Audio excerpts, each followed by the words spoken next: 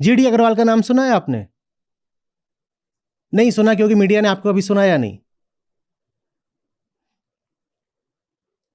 उनका IIT BHU, IIT Roorkee से संबंध था और विदेश की किसी बड़ी यूनिवर्सिटी से, उसका आप नाम खोज लीजिएगा, वहां से भी वो शायद पीएचडी करे हुए थे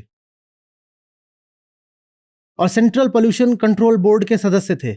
111 दिन तक उपवास करके उन्होंने जान दे दी अपनी गंगा के लिए। न भारतवासियों ने सुना, न भारत की सरकार ने सुना। अभी 2018 में 111 दिन तक वो बोलते रहे कि मैं जानता हूं, मैं इंजीनियर हूं, मैं सर्चर हूं, मैं साइंटिस्ट हूं, मैं सब कुछ हूं और मैं खुद सरकारी ओहदे पर था पोल्यूशन कंट्रोल के। मेरी सुनो, तुम अपनी गंगा को मार रहे हो।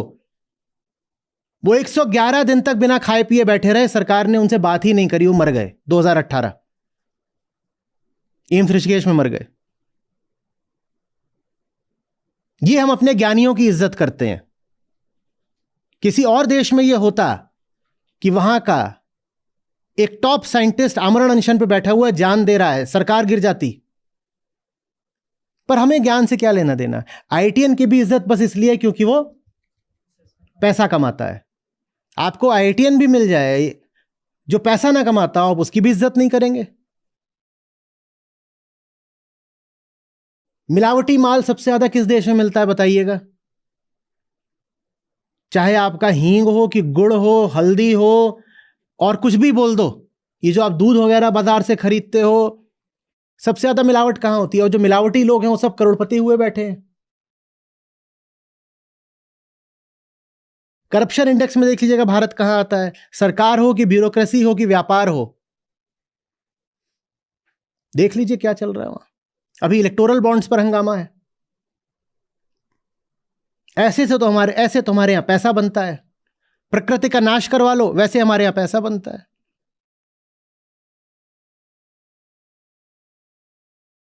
अमेरिका को कभी आपने ऐसा सोचा ही नहीं। अमेरिका की फोटो आती है तो आपको ऐसा लगता है कि यहाँ इमारतें खड़ी हैं बड़ी बड़ी।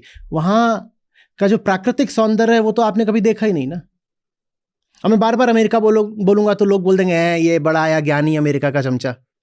तो और देशों की भी बात कर लीजिए, कनाडा की बात कर लीजिए, पूरे पश्चिमी यूरोप की बात कर लीजिए, ऑस्ट्रेलिया की बात कर लीजिए।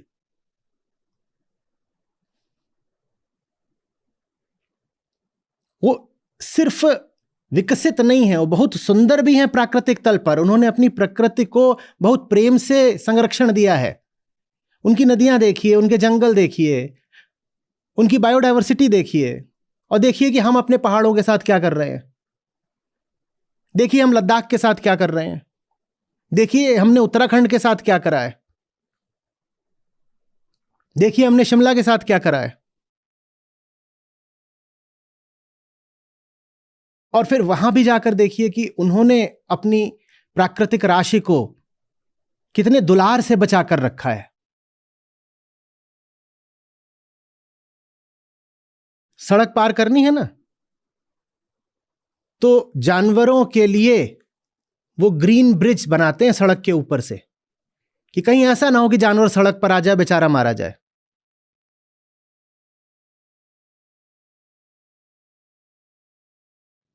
और वो जो ग्रीन ब्रिज है उसको बना पूरा तब माना जाता है सिर्फ जब ये प्रमाणित हो जाए कि जानवरों ने इसका उपयोग करना शुरू कर दिया, क्योंकि जानवरों के साथ अब जबरदस्ती तो कर नहीं सकते। तो जो ओवरहेड ऐसे ब्रिज बनाया जाता है उस पर तरह तरह के लताएं लगाई जाती हैं और अगल बगल पेड़ लगाए जाते हैं, उसको पूरा ग्रीन कर दिया जाता है ताकि पशु को ऐसा लगे कि ये जंगल ही है, प्राकृतिक ही है। और फिर पशु उसको इतना मजबूत बनाया जाता है कि उस पर भारी जानवर भी निकल जाए। उसको पूरा हरा करा जाता है और इतना मजबूत बनाया जाता है कि भारी जानवर भी इसके ऊपर से निकल जाए। वो इतनी कद्र करते हैं अपनी प्रकृति की। और हमें तो प्रकृति का भी दोहन करके बस जेब भरनी है। अपने युवाओं को यही तो सिखा रहे हैं, कुछ भी करके बस जेब भरो, जंगल काट के जेब भरो। हसदेव में देख लीजिए क्या कर रहे हैं, जंगल काटो जेब भरो।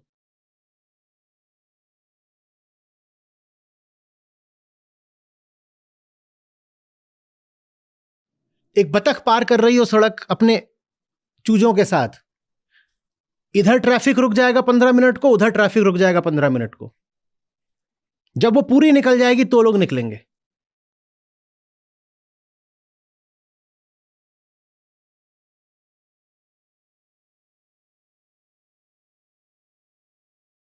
और सच पूछिए ना तो हमसे बहुत सीधे लोग होते हैं।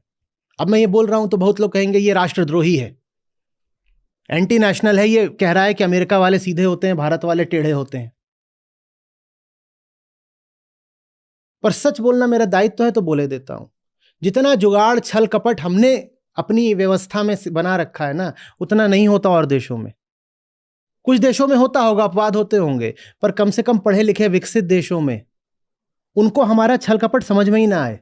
विदेशी भारत आता है तो बहुत लुटता है। भारतीय जब विदेश जाता है तो वहां से शिक्षा पाता है, अवसर पाता है, धन कमाता है। यही होता है ना। जब भारतीय बाहर जाता है तो देखिए उसको कैसे अनुभव मिलते हैं। और जब विदेशी कोई भारत आता है तो खूब लुटता है। खासकर धार्मिक जगहों पे तो ऐसा लूटा जाता है कि पूछो मत। और अभी वो कहां की महिला थी जो आई थी जिनका गैंगरेप ही कर दिया? स्पेन की आई थी, उनका गैंग। भारतीय महिला अमेरिका जाएगी, उसका गैंगरेप नहीं होगा, पर विदेश की महिला भारत आती है तो उसका गैंगरेप हो जाता है। तो बताइए सीधा कौन है, भारत वाला या विकसित मुल्कों वाला? और वो सीधा इसलिए है क्योंकि वो सीधा रास्ता लेता है। सीधा रास्ता ज्ञान का है, टेढ़ा रास्ता जुगाड़ का है।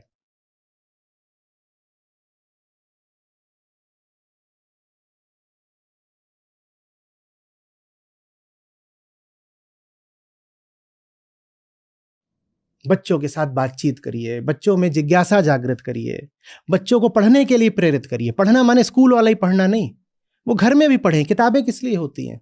किताबों से अच्छा मित्र कोई होता है?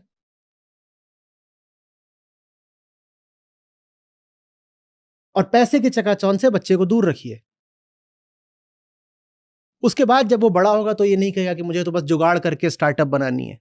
स्टार्टअप से मुझे कोई समस्या नहीं है, मैं चाहता हूं और ज्यादा स्टार्टअप्स हों, बहुत अच्छी बात है, और यूनिकॉर्न्स भी हों। लेकिन ऐसे नहीं कि क्या करती है तुम्हारी स्टार्टअप, सब स्मार्ट एप्स बना रहे हैं बस। स्टार्टअप पूरा जो इकोसिस्टम भारत में वो क्या है? इनोवेशन है क्या उसमें? अब स्टार्टअप बन रही है कि तुम बटन दबा दोगे तो कोई आके तुम्हारे घर तुम्हारी गाड़ी साफ कर देगा। इससे इकोनॉमी में वैल्यू एडिशन क्या हो रहा है, कितना हो रहा है बताओ मुझे? पर ये कंपनी चल जाएगी क्योंकि लोगों को गाड़ियां साफ करवानी है। तो अच्छा बिजनेस आइडिया है कि मैंने स्टार्टअप क्या करा है, एक ऐप बनाई है। वो ऐप क्या करती है? आप उस पर अपना घर डाल दोगे और पता और समय बता दोगे तो वो आएगा और गाड़ी का नंबर लिख दो, गाड़ी आपकी साफ करके चला जाएगा। ये इसमें और गूगल में कुछ अंतर होगा ना। गूगल भी एक स्टार्टअप था और ये भी एक स्टार्टअप है। दोनों में अंतर समझ पा रहे हो कितना है? गूगल ने वैल्यू एडिशन करा है, इसमें कितना वैल्यू एडिशन है कि कोई आगे तुम्हारी गाड़ी साफ करके चला गया। और भारतीय स्टार्टअप सब, कोई आएगा तुम्हारे घर खाना पहुंचा जाएगा। अब वो $1 बिलियन वैल्यूएशन हो गया होगा, लेकिन इसमें तुमने कौन सा तीर मार दिया है कि रेस्टोरेंट से उठा कोई तुम्हारे घर खाना पहुंचा रहा है। लेकिन कद्र बहुत है। अरे वाह कितना गजब का काम कर दिया, गजब का काम कर दिया। क्या कर दिया? कह रहे वो वेज बिरयानी घर पे दे देता है सीधे। गजब का काम कर दिया। इसमें और एप्पल और गूगल में कुछ अंतर दिख रहा है कि नहीं दिख रहा है?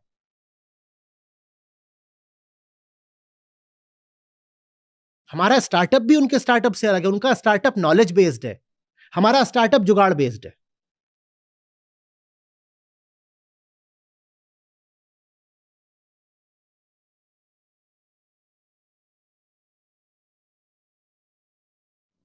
बच्चों को सही संस्कार दीजिए, ज्ञान के प्रति उनमें सम्मान का भाव दीजिए, फिर आगे बहुत कुछ ठीक चलेगा। पैसा बुरी बात नहीं, लेकिन फिर दोहरा रहा हूं, लक्ष्मी को सरस्वती के पीछे पीछे ही आना चाहिए। जब बिना सरस्वती के लक्ष्मी आ जाती हैं तो परिणाम घातक होता है।